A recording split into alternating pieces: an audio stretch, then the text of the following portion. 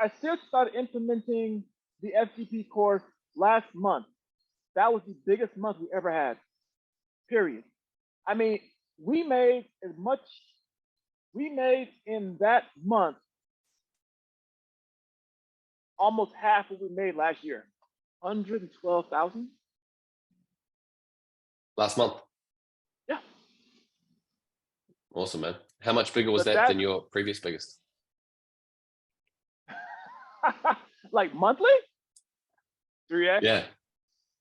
The only reason that it stopped at 120 because we had to stop. We had to turn it off. The dollar figure sounds big, but when you think of the how many units, that's where it gets. There were 800 units. ALV was at 150-ish, depending on, yeah, about 150-ish. So we were having our typical month, we would make maybe 300 units. So we had to make 800 plus 200 to cover the after purchases. We had to make 1,000 units in a month. I worked with a few agencies. I fired them all. Okay. Before For Good Profits, I had a copywriter. I had a Facebook ads expert. I had a Google ads expert. I had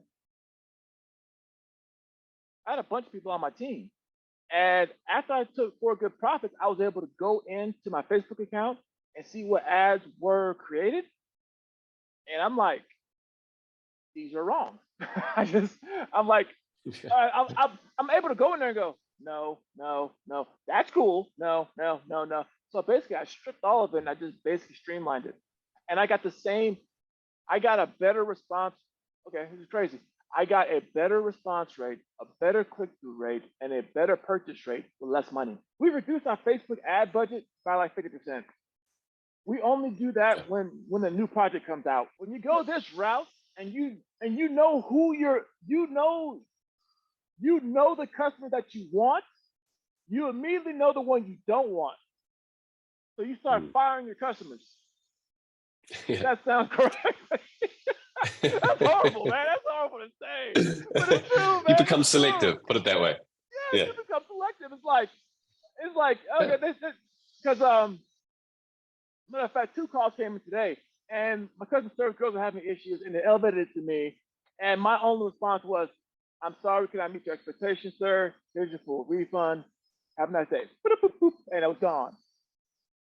So really, now we spend 80% of our time dealing with VIP. So what we did was that when we segmented it, we copyrighted and we focused that copyright on that segment.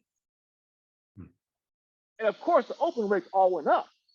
The click rates all went up. The purchase rates all went up. And then something that hit me was that we didn't understand was that out of 10,000 people, maybe 2,500 were diehard high-ticket people. The remaining of them would open the email and not act, and we could never figure out why. Last month, we dropped a $100 product, and we sold 250 units in a day. Prior to that, I would just send one mass email, bam, and whatever came in is whatever came in. Well, when I segmented based on behavior, the most reactive units of that list were the high ticket guys. That blew my mind because it's like, okay, we're meant for just getting out a basic pen, a basic unit every month. But the open rates for the conventional buyers was like 40 to 50%, which was good. The high ticket guys were 80 and 90%. And the 80 and 90% guys, they would buy 4 and 5 units a month. Whatever we put out, they would buy it. So then we took that, we correlated that to sales and income, and we're like, wait a minute. 80% of our income comes from the high ticket people. Now, this is the part where we had to kind of have to do a little bit of soul searching. Because it's like, okay, because no, seriously, because, and I mean, that was a quarter of the income for that month. Well, 30%. So we were like, okay, are they buying our product or are they buying a price? And one line in your course said, you do not want those individuals that are just hunting for the best deal. Hmm. So we pivoted. We said, okay, we're going to go towards the people that want value versus price. We used to field 150 customer service emails per day because in order to do volume, you have to, in order to do volume, pre-orders are kind of the norm. Yeah. Because you're not going to be able to make, you don't want to make 2,000 units and only sell 1,000. Then you got a problem. And when you do pre-orders, you start seeing different behavioral patterns at different price ranges. And that $100 price range, you get different behavior, a lot different behavior. I don't want to go dark side on you, but yeah, Yeah. just Yeah. yeah. So then when we started doing, you're laughing because you know what I mean. You know exactly what I mean. I know Those exactly emails, what you mean. oh God, those emails. Woo! Yeah. My Yeah. customer service girls were like, sir, really? I'm like, even my customer service girls. I have not got them in the course yet, but they're gonna be. Hmm. Because a lot of Good. the customer service replies are covered in your course because like you're dealing with this segment. Okay, basically Yeah. I created a VIP section, which is I said, okay, I'm gonna segment this population permanently, which is basically 5 purchases that equal 5 times the order of 1 pen. Hmm. And those 200-ish, and those 200 people, they buy 3 and 4 of everything I put out. Mm-hmm. And these are at $350, $400, $200, and they're just buying it. So basically, people are asking me, how do I get in? And we originally said, okay, the VIP section costs this much to get in, but you don't want those guys either because they may be a one-time customer and they see what's behind the curtain and now jigs up. Mm-hmm.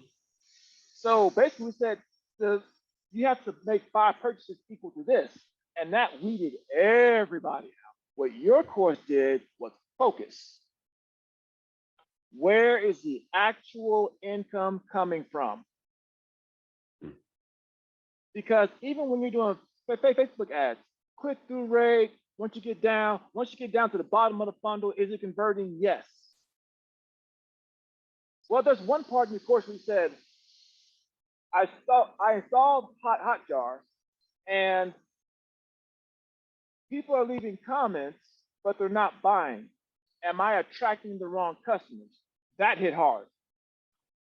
Because it's like, okay, who do I want to attract? Who am I talking to? Is the copy geared for that person or those people? That's what got me into Klaviyo. I mean, 80% of our business right now comes from Klaviyo. I've taken online courses before. Your course was very methodical and it was button by button, even though software changes. I mean, yeah, Klaviyo changed 10 times since the beginning of it, and you keep updating it. So I had very little questions. So what I did was that I literally did every module. I did every, and by the time I got to the end, I'm like, okay, I got it. Yeah, I remember that day. The very first campaign, I remember this. We've done special projects before, right? So you left in out one email, and you were like, the matter of fact, the segment was segmentation to the heavens. So I sat down, I was like, okay, look, I'm gonna write 5 emails. I'm gonna base the behaviors off of this. And I remember the night before I hit send, because I have it to where I'll make the emails at night and they'll go out at noon the next day. I know you said 8 a.m., but noon for us works best. When I sent out the emails, I have 20,000 people of the email list. Within the first 5 minutes, I will have maybe 100 people. When I sent out those 5 emails separated by 10 minutes, the response rate was 385 within the first 5 minutes. And open carts were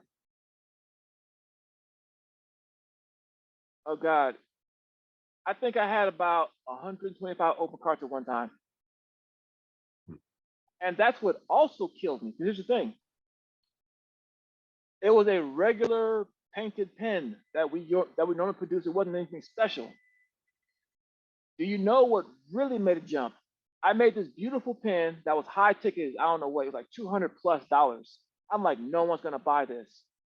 I hit that email and it melted the email. It melted my damn email. Just I have people on Instagram, Facebook, people still ask me about, are those available? Which is why all we do now is make cool stuff. That's all we do. We don't make normal stuff. We don't make normal stuff no more. We make stuff with like low, like super niche, 100 or less units, but they're all $200 plus. Yeah. And that's all we do now. That's all we do. We just niche down. We niche. Yeah, matter of fact, a segment of your course said the riches are in the niches. I think it is riches and niches. That's true. Yeah. That's true. High ticket stuff to only those people, and that's it. Yes, it is more enjoyable, and we get way more engagement. We get way more props. People are like, dude, these are awesome. One thing Klaviyo does is that, and I thought it was BS, but it's not.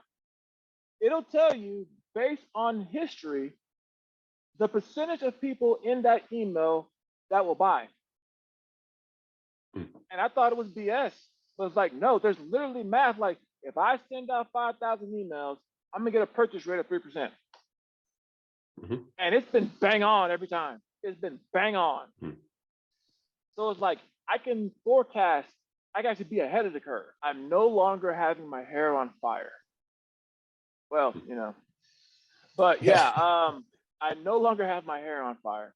I can actually say, okay, this month we're going. Matter of fact, one thing I did, your course had a bunch of little nuggets in it, man. I was like, okay, this is good. What we used to do, right? We used to hide how many units that we made every month because I was like, I don't want people to know how much money I'm making. And you said the opposite. You were like, no. If you're gonna make 100, you say I'm making 100. Man, we put a banner on the website that says slots, pen availability this month. Special projects, 200, normal pens, 150. Do you know the minute we put that up, people are like, can I get in? I'm like, the demand went up because we were like, we're putting up 200 and the next day they're gone. Bang. And they're like, man, I missed it. I'm like, so what we did was, those are the allotments for this month. When they're gone, you got with the next month. And that's it. Oh man, did that work? Man, did that work? Copywriting is easy once you know who you're talking. Once you have the idea of the person, matter of fact, it's in your course. Know who you're talking. Once you have the makeup of the person that you're talking to, copy's easy. So what I did was, instead of having all those contractors, I built my own team. I call them the Avengers. Because everyone has their own niche. Like I have a photographer now, I've got an SEO guy now, and all those guys work for me, and they're all on the same team, and they all talk. So I kind of built my own. Advertising agency. I know, actually, yeah. If I wanted to go out on my own and do it, I probably could. It took so much weight off my shoulders. No, seriously, it took so much weight off my shoulders. Because the biggest problem I had was, how do I get this on the website?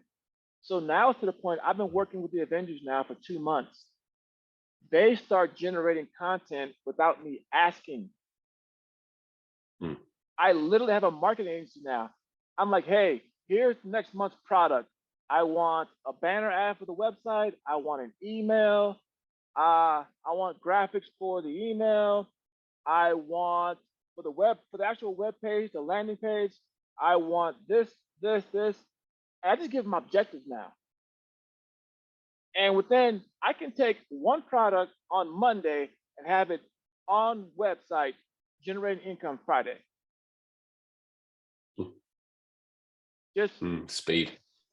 It's not even funny. It's not even funny anymore.